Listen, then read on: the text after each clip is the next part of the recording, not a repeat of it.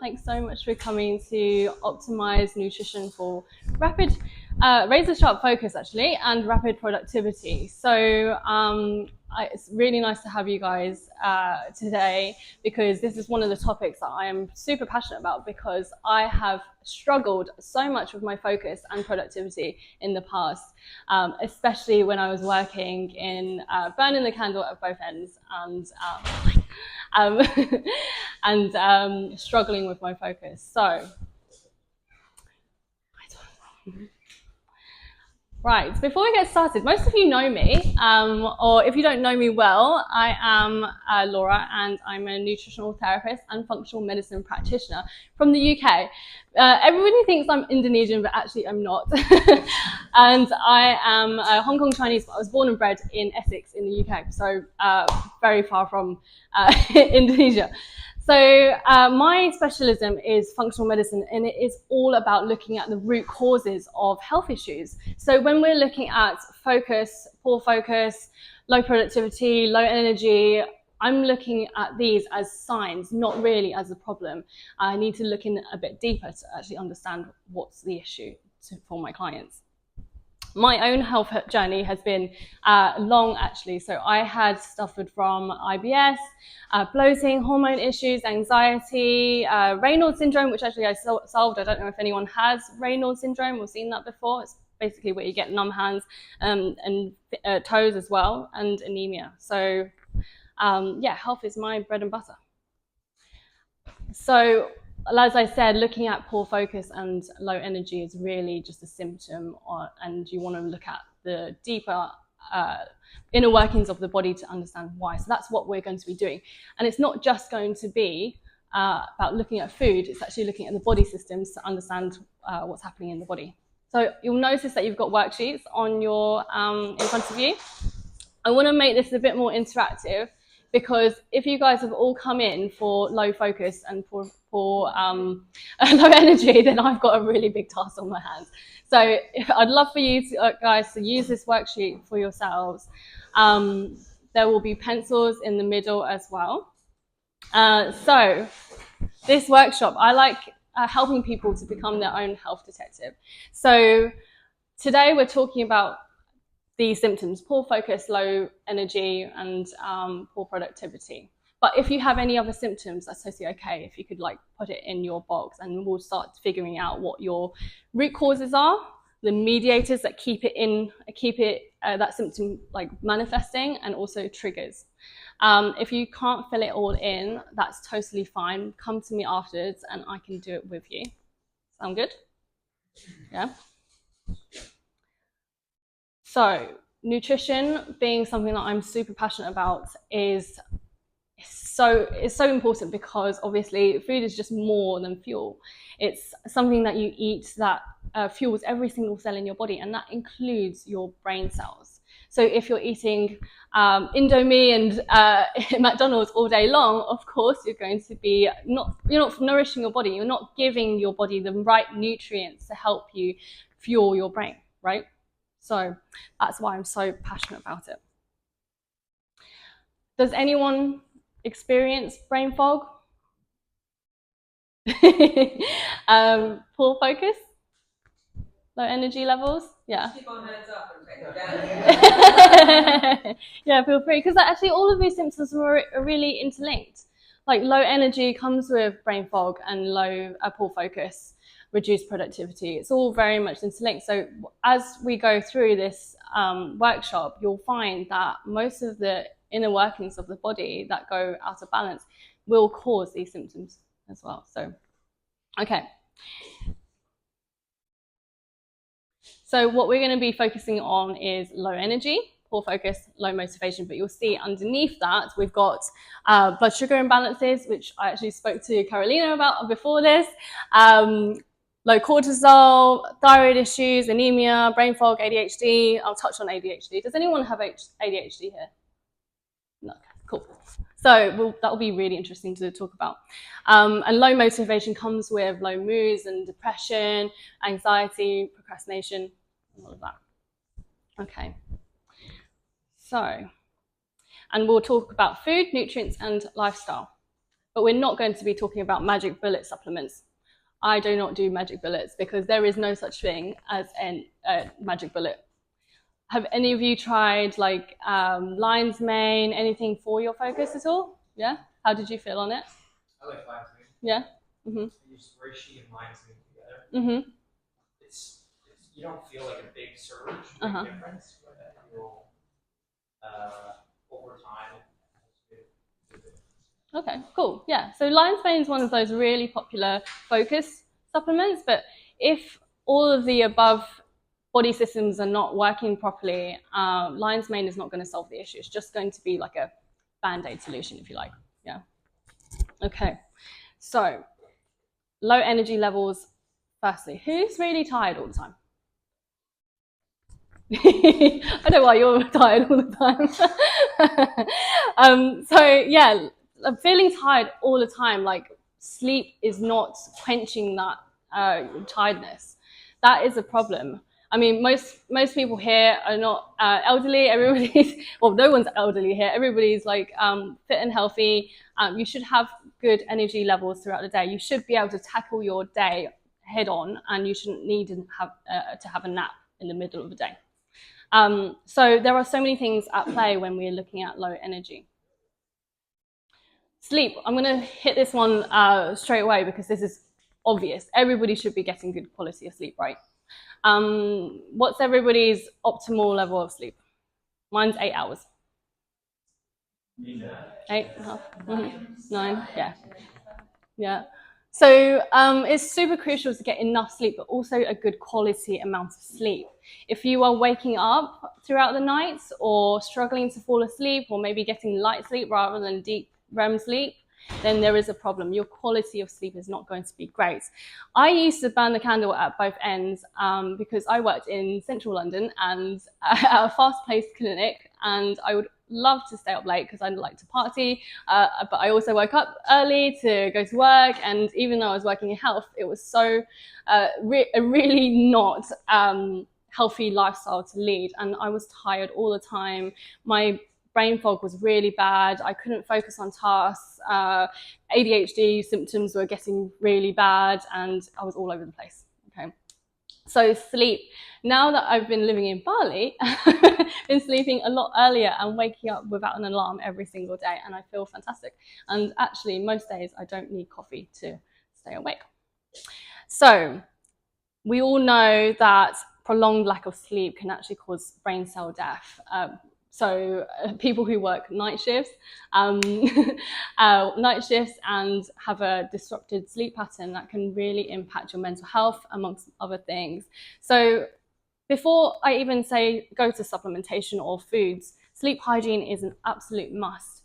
I'm sure all of us are on Instagram, and maybe a bit too much. I am definitely on Instagram too much, I will admit that. And being in, scrolling through your phone, looking at that blue light before bed is going to stimulate your cortisol levels and make your body think it's daylight and actually you should be awake. So no wonder we're struggling to sleep. Does anyone struggle with their sleep here? Yeah. Yeah. How much do you struggle to fall asleep? 5.5 hours last night. Oh no, that's worse than me. Yeah. I think I got. Oh, I was nervous about today. Sorry. Number one rule when it comes to sleep hygiene: don't do workshops. Don't put yourself out there. So yeah, of course, using things like blue light blockers. You can have blue light blocking glasses. Has anyone seen people wearing these weird orange glasses? I have. Yeah, you have them. Okay, okay. I won't say they're not weird. They're totally normal. Yeah, they're a bit weird. And then it's glasses over the top, so it's doubly. That's good. Extra blue light blocking. Yeah. So good. Yeah. Meditation, breath work, sound healing. Tamuna is a great sound healing teacher. Not drinking alcohol as well. Alcohol really disrupts your sleep and stops you from getting into your REM sleep. So I don't know if you've ever had a glass of wine or something, and you just literally can't get into a restful state, or you feel super hungover in the morning. That is why alcohol stops you from going into REM sleep. Coffee as well. I will go through supplementation. Huh? Do you drink a lot of coffee? Yes, so do I. I actually have one here. So, I mean, I'll go back to supplementation later, but there are things that we can do to help your sleep. So, and I actually, no, I will go and sit because I have a recipe here for you. Magnesium glycinate is one of my favorites. Magnesium helps to calm your muscles and relax you. Last night it didn't help though. So glycine is actually the part of the chemical that helps bring the magnesium through to your blood-brain barrier so that your brain can use it. That's why it calms you for a bit more of a restful sleep. And I really like sleep blends with hops, passiflora, L-theanine, which is found in green tea, lemon balm, magnesium, glycinate, of course, and tart cherry can really help to stimulate your sleep mechanisms, basically. But yeah, we'll come on to that a bit later. I have got a recipe. This actually went viral on TikTok and Instagram, not through me because I'm not Insta famous yet. But tart cherry juice, a bit of sparkling water, magnesium powder, and you can add a bit of honey to it to make it taste nice. That is a really nice way to just get you feeling a bit more mellow at night to get you feeling a bit more sleepy. I will send out the slides. You don't have no need to like take that note of that. So coffee. Is everybody scared of me talking about this? So if you can't function without coffee, there is something that you need to work on in terms of your focus and productivity. Does anybody rely on coffee? Need it to get going? Yeah, definitely. Yeah. Actually, Greg used to drink how many cups of coffee before you met me?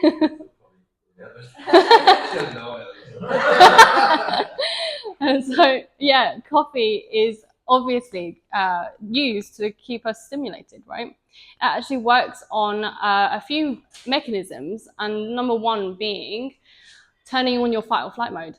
It increases your adrenaline levels, and that's why you can just power through your day with coffee. So when people are running on coffee, you're actually not increasing your energy levels, you're increasing your fight or flight hormones. So, and that has various implications. So obviously coffee is great because it's got nice polyphenols, it's got like prebiotics, it's great for your gut health because Dr. Tim Spector said so. But the problem is that it comes with loads of things that can impact the rest of your health, such as your stress system. So the other way that caffeine helps you to fight your sleepiness is that it blocks your adenosine receptors, which is actually makes you feel really, really sleepy. But the thing is, the more caffeine you drink, the more you need to help you dampen down those adenosine receptors. So has anyone gotten to the point where they're so reliant on coffee they literally can't function without it, or they have to keep drinking more and more and more? I see nods. Yeah, so, and that's where you've got such a big buildup of adenosine, and coffee, you just need more and more to suppress your adenosine levels. And you kind of get reliant. So every single morning you wake up and you feel like, oh, I'm a zombie and I can't need a coffee. And that's truly because you have become so reliant that you can't really clear enough of your adenosine by yourself. Okay. I actually only drink one coffee or 0 to 1 coffee a day. And I used to be quite reliant and I felt like that all the time. And I just realized actually I need to cut it out of my life.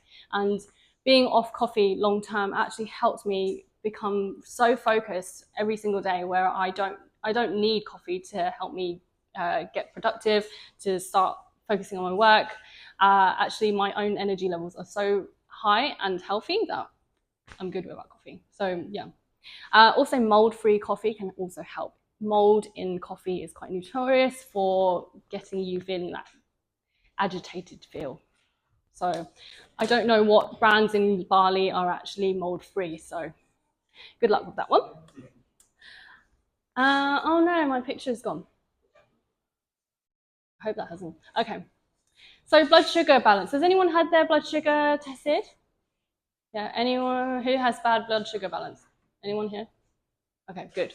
So when you are eating a lot of sugar, sugar is your main source fuel, but the problem is too much sugar is quite oxidative, and that's why diabetics who have a problem with blood sugar control will struggle, and eventually, if they're really unlucky, they can lose their limbs or they can lose their eyesight, because the damage that sugar has on the body can break the blood vessels, basically. Okay, so that's why your body works so hard to keep your blood sugar in place. Has anyone experienced that postprandial slump? So after lunchtime, you feel really like sleepy and lethargic? Yeah. Guilty. Yeah. So, and that's basically your blood sugar dropping, because if usually the case is that your lunch probably had too many carbs and not enough protein. So I'm going to show you a lunch I had last week. This is from Organically from down the road. Has anyone ordered from there? Yeah, this is their jerk chicken. Actually, it's really good. But this meal made me feel so lethargic. I was literally like, oh, my eyes are so droopy. So I want to ask you, what do you think is wrong with this meal? Because it looks quite healthy, doesn't it? The colours are off on that. This is what it should look like. Looks really yummy. Yeah, this looks better. So, yeah, so there is a bed of rice, white rice at the bottom, but that's not the only problem for this meal. There's kidney beans here, green beans here. That's chicken breast. That's plantain, grilled pineapple, and mango salsa. Yeah, exactly. Yeah, it looks really healthy, but actually it's just like so high in carbohydrates. So Sinead's right there. So there's a bed of rice at the bottom already. So that's like more than an ideal portion of carbohydrates, in my opinion. There's plantain, which I actually love. It's so tasty. So that's basically fried banana, if anyone's had it before. It's like really common in jerk chicken meals. And then there's the pineapple and the mango salsa. Like, that's a lot of sugar and carbohydrates broken down. So basically my blood sugar just went up, and then my body's going to make loads of insulin to take it all back down again, right?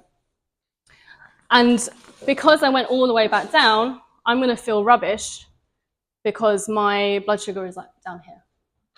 So I naturally had to get a coffee to wake me up again. So yeah, that's the problem. Too much sugar even, and too many carbs in our meals is what really causes us to have a blood sugar imbalance. So anyone partial to an iced caramel latte at all, or an iced matcha latte? So yeah, sugar's in like a lot of foods. It's hidden in so many like sauces, in drinks, in in desserts. Like croissant has like cream and whatnot in it. So, we are eating far too many carbs than we need. So looking at, it just looks so awful on there compared to my screen. If you can see that, this is what I deem as a more ideal plate, basically. So with my clients who struggle with blood sugar balance or weight balance, I always urge them to build their plates like this. So mostly vegetables, a nice decent portion of protein, so focusing on protein and vegetables mainly, a smaller portion of carbohydrates, and the fats should be in your cooking oils or extra virgin olive oil, maybe nuts and seeds, and also the fat from meat or fish if you're eating it, or eggs. Okay. So actually I ordered this from The Common, which is my favorite place to order. And it's great because you can choose your portions, and I love it because I always add like a small portion of rice. I eat white rice because it's better for my digestion. Ask me about it if you're interested later. There's a piece of fish, the barramundi, some aubergine, broccoli, healthy fats with the nuts and seeds, pesto and avocado. And there's some fermented sauerkraut there. So it's a really nice balanced meal, and that's my perfect meal. And that works really well for my body. And that's a plate that I made at home, and it's just basically roasted chicken in the air fryer, potatoes, and the side salad, basically. So you can see that there's plenty more salad versus carbohydrates. And a big chunk of protein. Okay. So, does that all make sense? Is everybody still with me, or are you losing focus? Good. So stress. This is a big topic. So stress. Is anyone really stressed here? Like working really hard? I know some people here work a lot. 5 jobs over there. So yeah, when we're chronically stressed, that is a massive reason why a lot of people are low in energy. If you've gone through a period in your life where you've had a lot of stress, like a traumatic event or just really high stress during your job, your cortisol levels, which is your stress hormone, can rise quite a lot. But over time, if your stress is chronic, then you can end up getting imbalanced cortisol levels. So recognizing burnout. Has anyone burnt out before? Yeah, I have as well. So burnout is basically when your cortisol levels are low, really low. Like this is one of my clients actually. And although actually you're supposed to have a healthy level of cortisol in the morning, it's supposed to be the highest, and then over time during the day, it should gradually lower to the point where you don't have much of it, and you can fall asleep calmly. Although my client had low cortisol levels, actually there was another marker that showed her levels rose at nighttime, so it stopped her from sleeping. So yeah, this is too much. This is probably the stage you would be at when you are like working crazy long hours and you've got like a nightmare boss and you're on fight or flight all the time. This is at the end when you're literally super tired, you're burnt out, and you struggle to get out of bed, and your motivation is really low. So we want to prevent you from getting to that place, because that is not fun. Not being able to get out of bed is not fun. So recognizing burnout before you get to that is super, super important. Thyroid health. I'm just going to touch on this actually, because has anyone got low thyroid health? Yeah. So your thyroid is basically your thermostat. I don't know if we have thermostats in Indonesia, but basically you control your temperature with your thyroid. It basically regulates your metabolism, your hormone levels, heart rates, and all of that. I have test results here which I did for my client who I saw last week, and she is a performer and she does like 8 shows in London every week, and she's doing high energy work all the time. And she doesn't show signs of low thyroid. So usually people with low thyroid would be overweight, tired all the time, feeling lethargic, maybe losing their hair or something like that. She had none of those symptoms, so I was wondering why. But when we tested, she's actually got autoimmune thyroid disease. So her high stress lifestyle on a daily basis has actually caused her to have thyroid disease, and she should be feeling really, really tired and unable to do her day to day. But yeah, so check in on that if you think that is at play. We also looked at anemia. So has anyone suffered from anemia at all? Low iron levels, B12, folate. So yeah, anemia is one thing that's really important. If you have low iron levels, low B12 or folate, you will be feeling lethargic, dizzy, lightheadedness. Even your nails should get a bit weak, or your hair should be really brittle. But maybe a combination of those. So looking into your iron levels, B12 and folate is important for energy. Oh yeah, and also eating iron with a source of a source of vitamin C is really important. So bolognese is one of my favorite meals. Probably the carb to protein ratio is a bit off for me, but it's actually one of the perfect meals because you've got an iron-rich protein source with plenty of vitamin C, so your absorption of iron should be quite optimal with spaghetti bolognese. Okay. Reducing tiredness. If you're feeling tired, there are plenty of things that we should do. Obviously, working on all of the points that I mentioned before. If you have got low energy levels, I would maybe write that on your worksheet to look into. Maybe blood sugar balance, your anemia, maybe thyroid issues, maybe overworking and things like that, so that you can check in on that later. Obviously, drinking plenty of water. Does anyone not drink enough water? No? Okay. Maybe just me sometimes. So yeah, sometimes I forget to drink. Only human. Checking on your sleep, regular exercise, of course. I'm not going to go into really obvious stuff. And stress levels, checking on whether you are overworking. Poor focus. Does anyone really struggle with, we all answered this question before. Can I have a show of hands of who really struggles with their focus? Yeah. Okay, cool.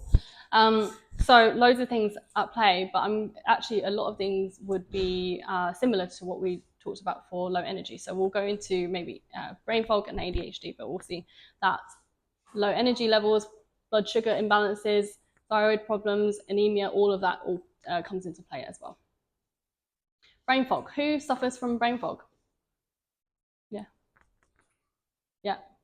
I did. I used to get it all the time, every single day. And it's just, I don't, if you haven't felt it before, it's kind of like your eyes are hazy, your brain's hazy. You find it really difficult to string a sentence together. You forget things. You just can't understand things as well. It's really frustrating. So brain fog is a symptom of an underlying imbalance, and it's usually it can be all of the things I just spoke about, but also digestive issues, food sensitivity. So a common one is gluten intolerance with bread, eating too much bread or maybe the wrong types of bread. That can really impact inflammation in the body. Eating too much sugar, so in your coffees, like hidden sources of sugar. Maybe even bacterial overgrowth, if anyone has any digestive problems, any digestive issues in here? No? Okay, just me. Okay. And inflammation.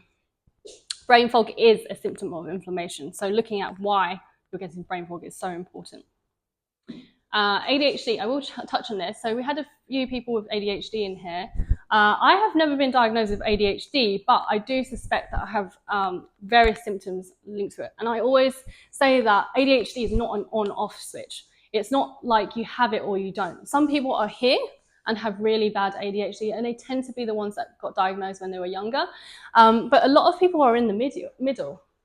People who are neurotypical will be great at focusing. They don't really need to procrastinate that much. They can just get up and get on with their day. Some people are in the middle. I'm probably in the middle. If I haven't slept, I cannot focus. If I haven't balanced my blood sugar or eaten protein-rich meals, my focus will be all over the place. Okay.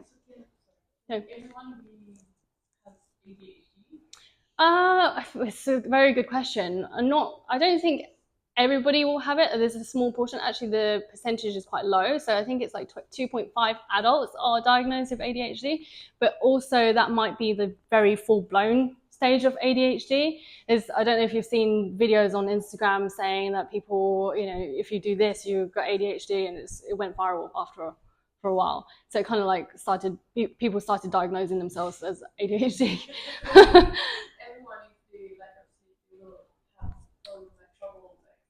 Exactly. Yeah, exactly. And actually, it's interesting because a lot of kids struggle with ADHD for really simple reasons. Eating too much sugar. Why are they hyperactive all the time? Because their blood sugar is crazy high, isn't it? Or they're eating foods, junk foods that are full of MSG or additives. There is so much research behind like food colorings, additives, MSG, and how that impacts their mental health and how hyperactive they are. MSG, if you don't know, that's an additive they put into Asian foods, for instance, and it actually is a very excitatory neurotransmitter, and that's why it's a problem for the body. So yeah, I don't know if you can see that. I do a lot of genetic testing. This is my test result for my dopamine production, and this is my client. So my client is diagnosed ADHD. She has bipolar, schizophrenia, and she has poor focus and excess dopamine. And dopamine is here, and you basically break it down over here into your urine. But basically, she has genes that slows her ability to break down dopamine. So she has too much dopamine, and so she gets loads of anxiety. She can't focus. It's not balanced at all. But for me, I'm the complete opposite. I make dopamine super easy, but I also get rid of it really quickly. So I'm a bit like a excited dog, and I can't I can't focus on things. I need high dopamine reward activities to keep me focused. If you give me tasks like accounting or bookkeeping, I will procrastinate for months and months on end. I will not do it. So I need something that's super interesting. Janae's laughing. I bet she relates a lot. Excited dog. Oh yeah, with all your activities that you're doing. So yeah, looking at your neurotransmitter pathway can be super interesting. But yeah, if you're interested in that, let me know. So nourishing your brain food is so important. Making sure that you're giving your body the right tools to work basically is really important. So one of my favorites is choline in egg yolks. Does anyone skip the egg yolks in their omelets? No gym bros going for egg white omelets. So yeah, skipping the egg yolks is something I think is really silly, because the egg yolks are actually the most nutritious part of the egg. It contains omega-3s, plenty of good cholesterol, choline as well. Choline is one of my favorite nutrients because it is a nutrient that binds the acetyl group that makes acetylcholine, which is something that keeps your memory sharp. It helps support your productivity. With people who have dementia, they actually have low levels of acetylcholine. So that's why eggs are so important. So memory. Oily fish, avocados, steak. Steak's got plenty of steak. I say is a health food, no matter what everybody else says. I think it's a health food because it is a great source of protein, B vitamins, minerals. Vitamin A is totally a powerhouse of nutrition. Zinc as well is a cofactor. Vitamin D as well. If we go back to that, vitamin D is a really important cofactor in helping you make dopamine and also your serotonin, which is your happy hormone. So, does anyone suffer from low motivation? Yeah. Why? Do you guys have a reason for it, or do you know why you might have low motivation? Sometimes it just happens. Yeah. I mean, everybody gets low motivation throughout their life at some point, right? So not having, of course, there are external things like not having the drive to do it, or maybe something that's not interesting enough for you, which is totally common. I personally need something that's high dopamine reward in order to keep me on my feet. But also, low motivation can come from low moods as well. Does anyone suffer from low moods? Yeah.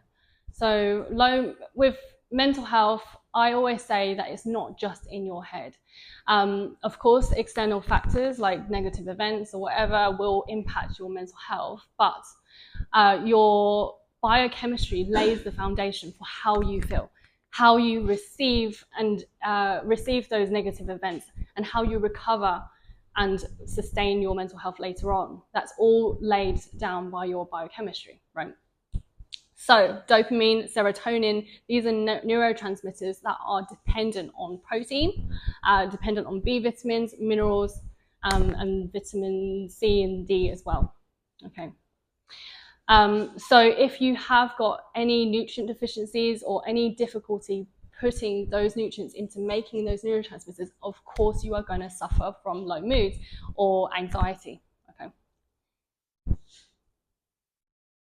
And depression and anxiety, if you do suffer from it, because it's always not an on-off switch. It's not like if you have it or not. It's always like you might have it at a 2 out of 10, or you might have it at a 9 out of 10. It depends on person to person. But these are inflammatory conditions at the end of the day. It's your body telling you that there's something that's not quite right and you need to solve it. And it might not be to do with an external event. Has anyone suffered from low moods, but you're like not sure why? You're just sad for no reason? Yeah, insane. I know when I eat like plant-based, I get really depressed. I know. So I don't tend to recommend plant-based diets for that reason, because a lot of people actually struggle with eating plant-based with their mental health. So and I get a lot of clients like that too. The gut. So no one has digestive issues here. No constipation, no diarrhea. Okay. So I'll just touch on this. There is a massive link between the gut and the brain. There's the vagus nerve, which is the nerve that connects your vital organs to your brain. And basically, it's a telephone line. Your gut tells your brain what the environment around what the environment is with your food. Your brain tells your gut when you're unhappy. So there's loads of ways that is impacted by your digestive system. 90% of your serotonin is made in your gut, so it's not only there to make you content or happy, it's actually there to help you regulate your gut as well. So anyone who has low serotonin can actually suffer from constipation. Yeah.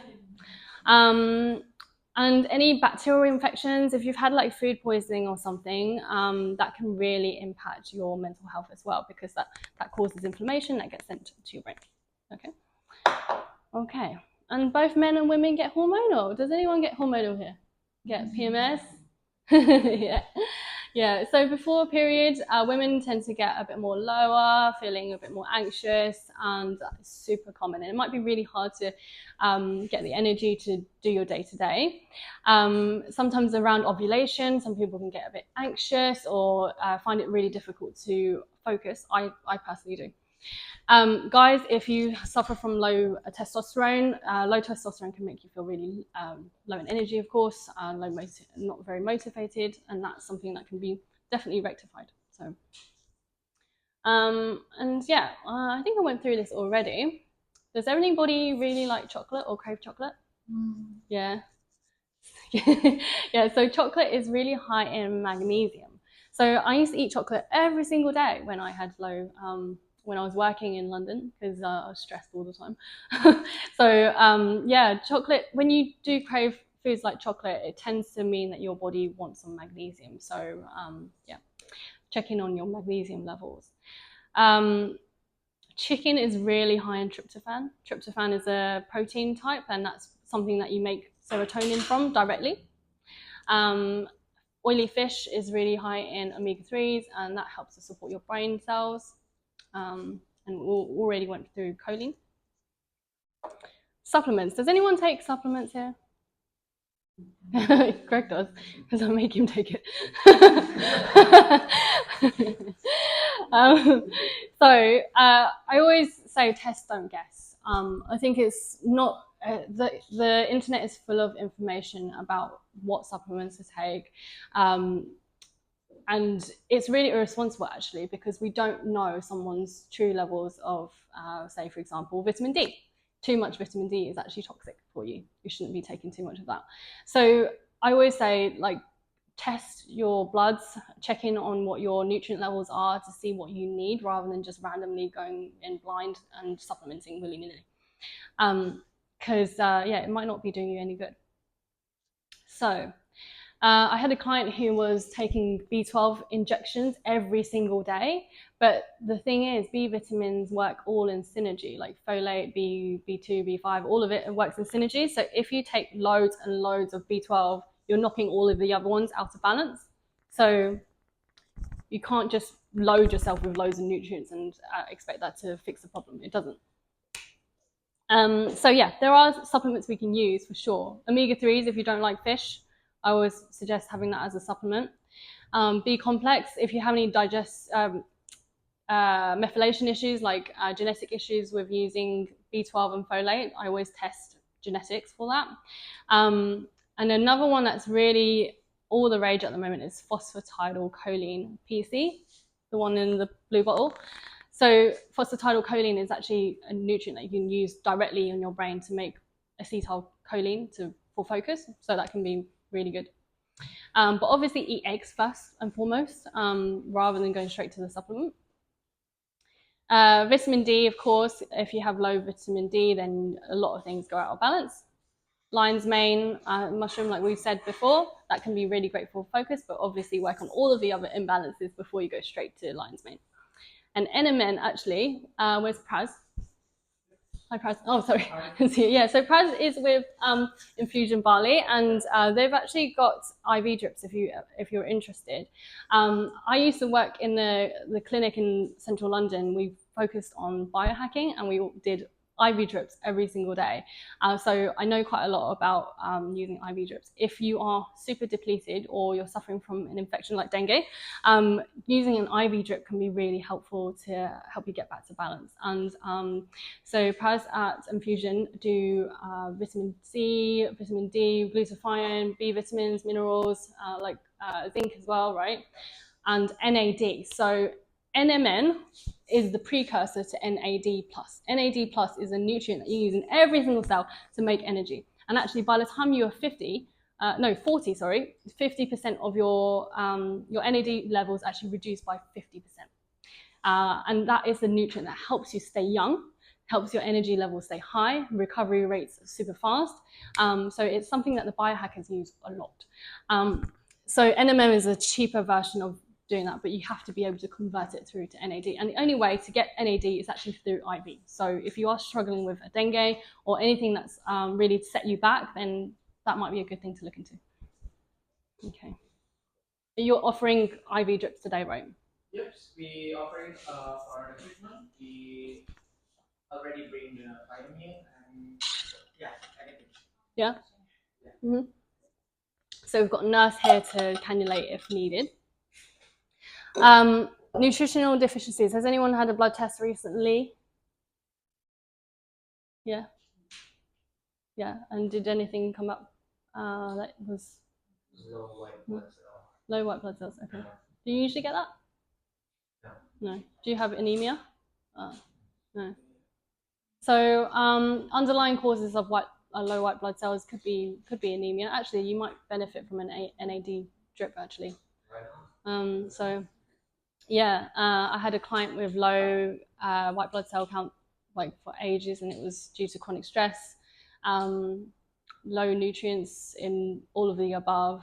So when we did NAD drips and regular IV therapy, she actually got her neutrophils back up. So Stress. Yeah, stress, but also like your cellular detoxification, energy production, and all of that. But yeah, I would look into that first before you make any action, though. Yeah. So I always run bloods. Bloods are my favorite things to do. So running a full blood counts, looking into your blood sugar balance with fasting glucose, which is your blood sugar. HbA1c is your control of your blood sugar over 3 months. Fasting insulin, full liver and kidney panel I always do. Cholesterol balance. Has anyone got high cholesterol levels? Yeah. So that can be genetic. Yeah. Yeah. So I also have high cholesterol, but it tends to be genetic sometimes, but it's also about how your body processes cholesterol. So it's not really much to do with what you eat actually, because your dietary cholesterol doesn't always get converted into your blood cholesterol. Sometimes it's to do with like your ability to move cholesterol away. So your liver makes most of it, but if your liver is making too much of it, that tends to be an imbalance. So maybe your gut isn't working as well. Maybe your conversion of cholesterol into hormones is not very good, or maybe you can't make enough vitamin D from cholesterol. Every single cell in your body has cholesterol, so it's super important. And even in your brain cells, cholesterol coats your brain cells actually, so super important. Do you like high cholesterol then? If you've got sorry? You're okay with the high cholesterol? It depends on what the how high is high. So if it's too high, then I'll be looking into liver health. And if your liver's not functioning optimally, then it's probably a detox problem, or maybe a nutrient deficiency somewhere, because you need B vitamins, you need iron to help you get rid of cholesterol. I only had red meat for a month, and I tested my blood before and after. Cholesterol. Yeah. Okay. Yeah. So if you're only eating red meat and not enough of the detoxification nutrients, then that would happen. So I don't know if anyone's heard of the animal-based diet, carnivore diet. It's currently gotten really popular online. So the problem is, I mean, I believe in having nutrient-dense foods for sure, but the problem with a carnivore-based diet is that you're not getting all of the other cofactors to help you process the protein and the fat. Because if you have too much of that, you've got nothing else to work on the other biochemical imbalances, you can get excess cholesterol, maybe your inflammatory markers will go up. So it's all about balance. Okay. Yeah, and get some nutritional markers as well, like vitamin D, B12. If you're here in Bali, then I don't think vitamin D should be a problem unless you have genetic issues. So, yeah. So thank you so much for attending today, and I hope you enjoyed that. If you need extra help, then come to me and ask me about working one-to-one if you want to. But yeah, any questions at all? Anybody got a question? Yes. What's your name? Lita. Lisa, nice to meet you. Okay, so when we drink alcohol, we tend to don't really care how much we will have shots, right? We don't really care. But when we drink vitamin, we will think about is it too much or is it too less? And what do you think being too much on supplements? Yeah, that's a really good point actually, because when you can get toxicity from taking too many supplements.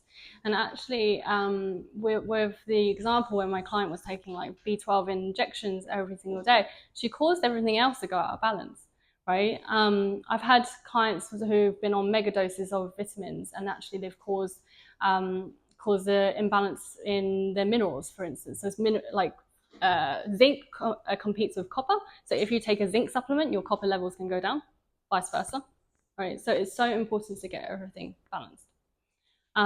So yeah, we should really look into how much we're taking. Always check the label on the supplement bottle, but work with a practitioner if you're not sure. Yeah. Any other questions? Yeah. If we skip the breakfast, it will affect the focus as well. Good question. Who skips breakfast? Sometimes. So it depends. It depends on person to person. I personally don't skip breakfast because I find that my focus levels drop if I'm not doing fed. So yeah, some people really work well with fasting. Men tend to work better with fasting. Women not so much because we have cycling hormones. But it depends. If you feel good on fasting and your focus levels don't drop, then that's fine. But for generally, if you're struggling with focus, I would always have a protein and fat-rich meal in the morning to help support your brain cells, because if you do get that blood sugar imbalance, then it's going to be really hard to focus during the day. So productivity-wise, breakfast is important. Does that make sense? Yes. Sorry? Yeah. It's a little possible to get the minerals and vitamins from plant-based products. Yeah, good question. So with vegan and vegetarian, That's, it's possible, and you don't need to meat infusion.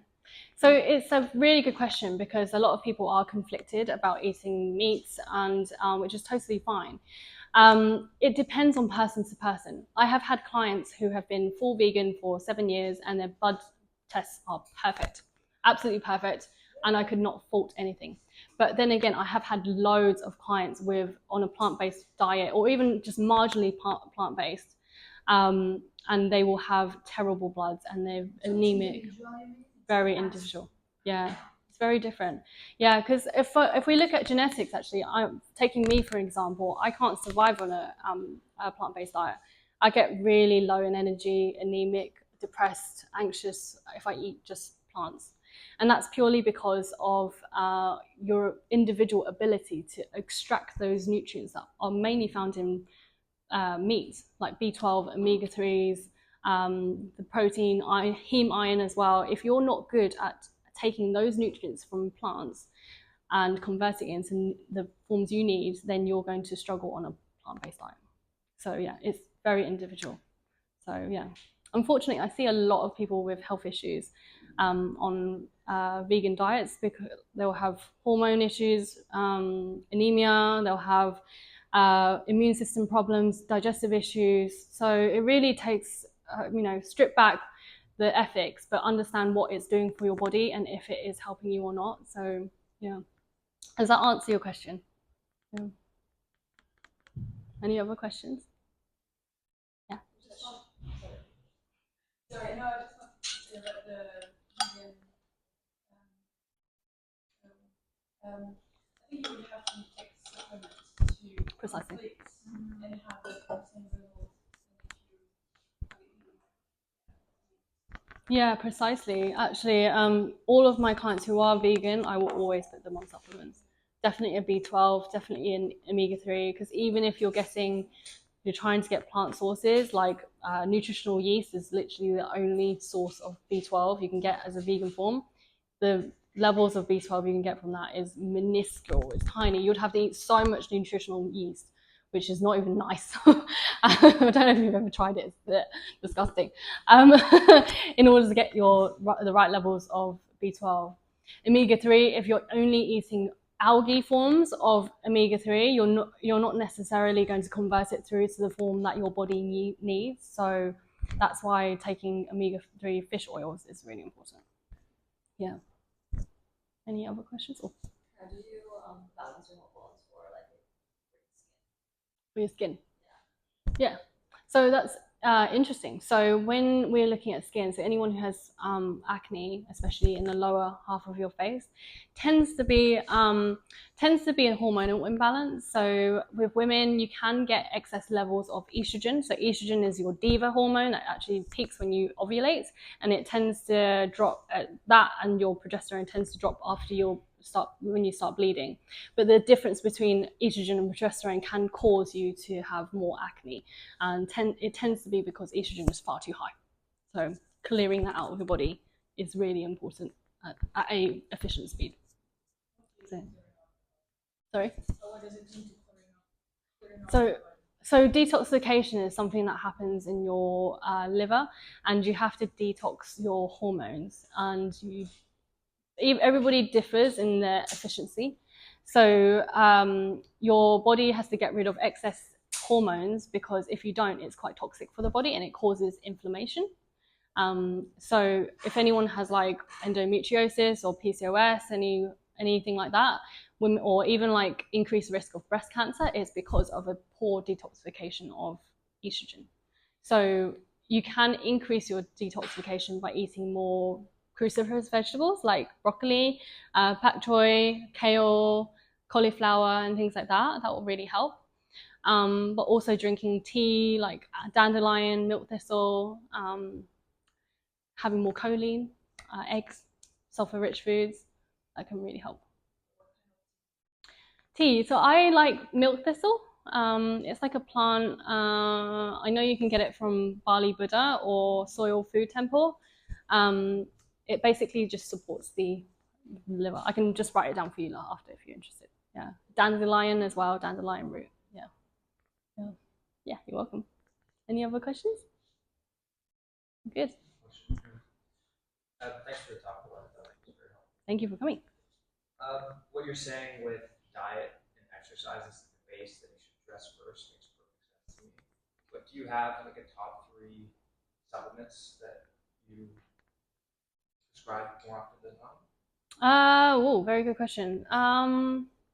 I think most people with digestive issues, so I do a lot of digestive enzymes. That's one of my top 3.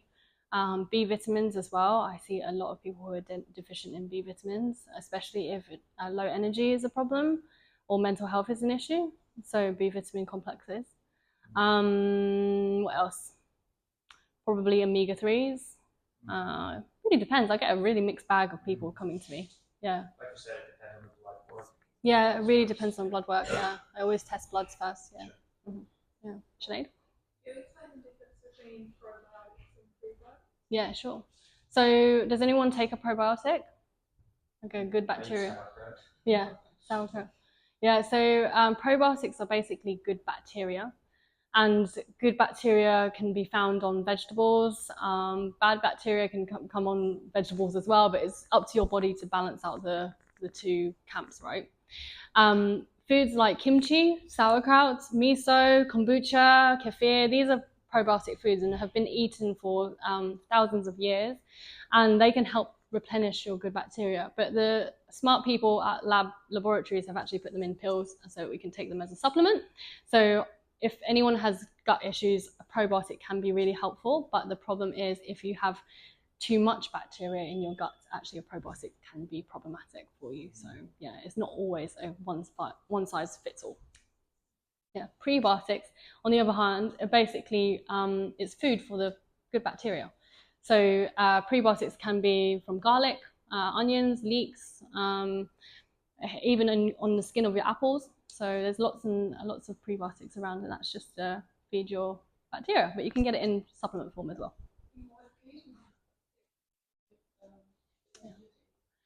So if you have a depleted microbiome, so if your bacteria levels are really low and you're always struggling to keep your bacteria levels up, and no matter how many probiotics you take, you can't seem to retain it, and it just doesn't solve the problem, having prebiotics can be really helpful. Yeah, cool. Any other questions? I have another question too. Yeah, go for it. Yeah. You mentioned you fixed Raynaud's. Yeah. Is that a long story? Is there a simple hack to that, or how did you do it? That's a bit of a long story.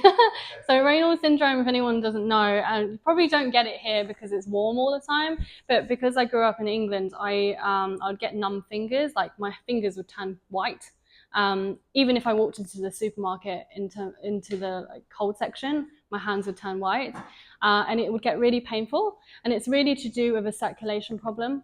I fixed it by working on my genetics, my methylation pathway, so B12, folate, and how I use those nutrients in order to sort out my circulation, my energy production.